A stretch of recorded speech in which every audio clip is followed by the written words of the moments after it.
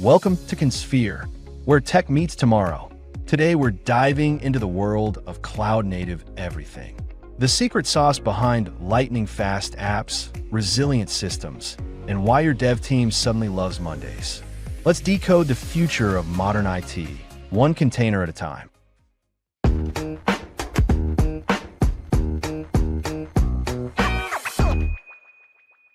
Hey everyone, welcome to the deep dive. Sometimes it feels like the digital world is just sprinting ahead, and keeping up can be a full-time job itself.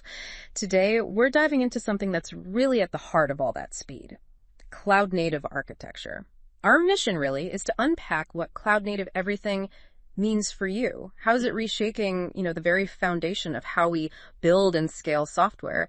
And why is it becoming so, essential? Yeah, absolutely. And for this deep dive, we've pulled some really interesting excerpts from a source called Cloud Native Everything, the Future of Modern IT. Our goal is basically to pull out the key insights, the really crucial stuff, to give you a clear picture of this pretty major shift happening in tech right now. Okay, so let's unpack this then. When we say cloud native, what does that actually mean? Because, it's got to be more than just running your apps on AWS or Azure, right? That's exactly right. It's fundamentally different. And Cloud Native is about building and running applications that are specifically designed from the ground up to take full advantage of what the cloud offers. We're talking about things like elasticity, scaling up and down easily, scalability for handling load, automation, resilience. It's much less about where you host and much more about how you actually architect and deploy your software. And this really leans on core technologies, things like microservices breaking big apps into smaller independent pieces. Containers, like Docker, are huge for packaging consistently. Then you've got CI/CD pipelines. That's continuous integration, continuous deployment, automating the whole delivery process. Service meshes help manage how all those little services talk to each other. And infrastructure as code, which lets you manage your servers and networks using code, just like your applications. Got it. So that's the cloud native foundation. But then there's this everything part you mentioned from the title. What does the everything piece add to the picture? Right. The everything. That signifies taking these core cloud native ideas, microservices, containers, automation, and applying them across, every layer of the tech stack. It's not just about the application anymore. Think about development workflows becoming cloud native, security operations shifting left and being built in, even database management. And how AI models are deployed and managed. It's really a holistic philosophy permeating everything a company does digitally end to end. Wow. Okay. So it's a much bigger shift than just changing where your code runs. And the numbers around adoption, they seem to back that up, don't they? Oh, absolutely. Here's where it gets really interesting. The data is pretty staggering. The CNCF, that's the Cloud Native Computing Foundation, they report that something like 96% of organizations are already using or at least evaluating Kubernetes. 96%. Yeah, Kubernetes being the main platform for managing all those containers. That number alone tells you how central this has become, and it's delivering results. 93% say they get products to market faster with these tools, and 61% report significant cuts in operational costs. Faster and cheaper. That's a powerful combination. It is. And look at Gartner's prediction. They're saying over 95% of new digital projects will be on cloud-native platforms by 2026. Just think, back in 2021, that figure was only about 30%. That's an incredible acceleration in just 5 years. An astronomical shift, like you said. Exactly. So, given this huge momentum, these impressive numbers, it really makes you ask the fundamental question. So what does this all mean? Why is cloud native becoming so dominant so quickly? What's the core appeal? Well, it really boils down to about 5 key advantages that are just fundamentally changing the game for businesses. First off, speed to market. This is huge. Companies using cloud native approaches, they're releasing software updates sometimes up to 10 times faster than before. Think about agile teams just iterating super quickly, using automated testing, doing things like canary deployments. Canary deployments, what's that exactly? Right. So instead of releasing a new feature to everyone at once, you roll it out to just a small group of users first, like the canary in the coal mine. You test it in the real world, see if there are any problems, minimize the risk. And if something does go wrong, you can roll it back almost instantly. It makes releases much less scary and much faster. Okay, that makes sense. Speed is definitely critical. What else? Second, resilience and uptime. This is absolutely crucial today. Businesses need to be always on. With microservices and containers, if one small part of your application fails, it doesn't necessarily take down the whole system. Other parts can keep running. That means much better stability for users. Which is vital for customer trust, I imagine. Totally. Third is scalability on demand. Cloud and native apps are designed to scale horizontally, meaning you just add more instances very easily, often automatically. So picture handling massive traffic spikes like on Black Friday, or if a marketing campaign goes viral. The system just scales up to meet the demand, often without anyone needing to manually intervene. Smooth experience every time. No more overloaded servers and angry customers during peak times. Hopefully not. Yeah. Then the fourth advantage is cost efficiency. The cloud's pay-as-you-go model really shines here. With auto-scaling and better resource use, you're not paying for a ton of idle servers just sitting there waiting for peak load. You pay for what you consume when you consume it. That can lead to significant savings. Makes sense. Pay for what you use. Exactly. And fifth, this one's maybe a bit less obvious, but really important. Developer happiness. Developer happiness. How does that fit in? Well, happy developers are productive developers, right? And cloud-native environments tend to empower them. They get more autonomy, better tools, faster feedback loops with things like CI/CD pipelines, practices like GitOps managing infrastructure through Git, just like code and containerized development environments, make their lives easier and let them focus on innovation, not just fighting infrastructure. This boosts productivity like crazy, and honestly, it helps attract and keep top engineering talent.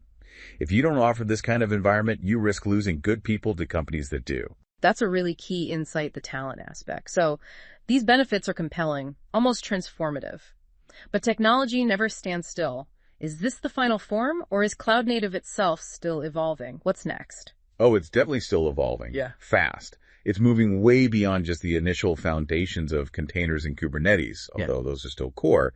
We're seeing probably 4 key trends really shaping what cloud native looks like heading into 2025 and beyond. First, something people are calling Serverless 2.0.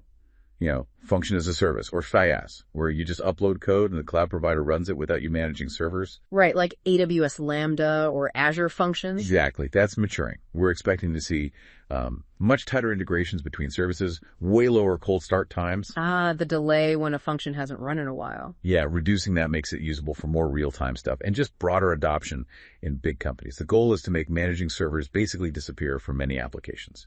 Okay, serverless getting more powerful. Yeah. What else? Second big trend, edge-native computing. With the explosion of IoT devices, smart sensors, cameras, all that, and faster networks like 5G, we're pushing cloud-native principles right out to the edge, closer to where the data is generated. This isn't just theory.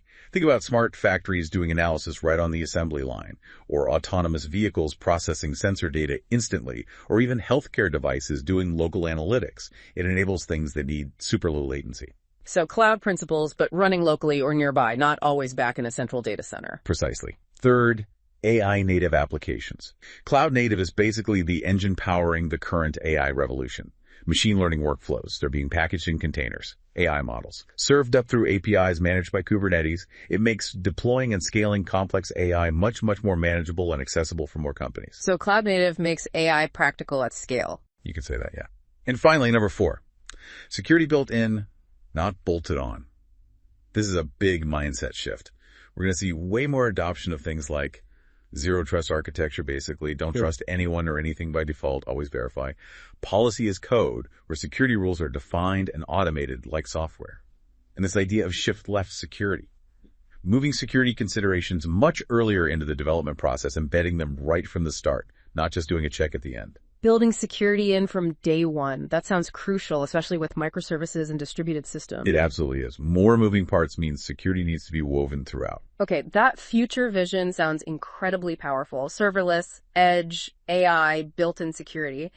But you touched on hurdles earlier. It sounds great, but despite all these advantages, going cloud native isn't always just a simple switch, is it? What are the real challenges organizations are still grappling with? No, you're right. It's definitely not always plug and play. There are significant hurdles. One of the biggest is the skill gap. Finding engineers who really understand DevOps, Kubernetes, all these cloud native tools, it's tough. I think one report said 57% of companies struggle to hire these folks. That lack of internal expertise can really slow things down. Yeah, the talent crunch is real across tech. It really is here. Then there's tool sprawl and complexity. The cloud native landscape has exploded with tools. Managing that whole ecosystem, monitoring, logging, security, networking across potentially multiple clouds can get overwhelming if you don't have a clear strategy. So many tools, so little time. Kind of, yeah. And finally, for businesses that have been around a while, those migration headaches are a major factor. Moving complex, older applications, monoliths, we often call them to a distributed microservices-based cloud-native model. That's often a massive re-architecting effort. It takes time, money, and serious planning. Not a weekend project, then. Definitely not. But, and this is important, these aren't insurmountable problems. The industry is actively working on them. We're seeing constant innovation in the tools themselves to make them easier to manage. Specialized training programs are popping up everywhere. And better orchestration platforms are emerging to help tame that complexity. So, there's progress. That's good to hear. So the challenges are real, but the ecosystem is maturing to address them. That's a good way to put it. Well, this has been a really fascinating deep dive. It's clear that cloud native isn't just some passing trend. It's rapidly becoming the actual foundation for modern IT, wouldn't you say? Absolutely. I think the core message really is that adopting a cloud native strategy isn't just an option anymore. For most businesses, it's becoming a necessity to stay competitive, to stay agile. You know, the businesses that are going to thrive in the coming years, they're the ones figuring this out and acting on it today. A necessity to remain competitive. That's a strong statement. So thinking about the future, thinking about cloud native everything, it really makes you wonder, what isn't going to be touched by this? So what's next? Maybe the answer really is everything. Makes you think how these ideas might apply to your own work, or even areas outside of tech, doesn't it? Something to mull over.